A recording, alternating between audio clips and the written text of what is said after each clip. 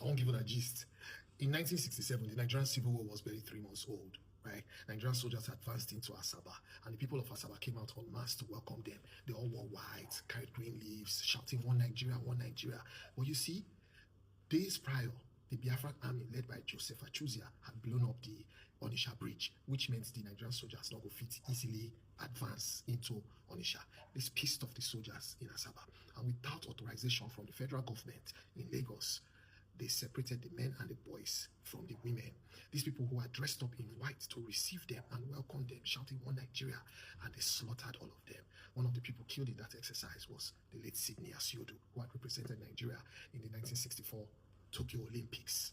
Alas, Sidney could not run for his life. He died there. This battalion of soldiers were led by Colonel Moritala Mohammed. On October 8th of 1967, the few men who had not gone for that parade were rounded up. They dug mass graves and put all these bodies that had been executed the previous day, about 700 of them, and they made these young men to start to cover the graves with sand. One of the men in his account says as he was covering, he saw his brother, and the brother said, "Are you going to bury me alive?" and begged, because the brother was still conscious.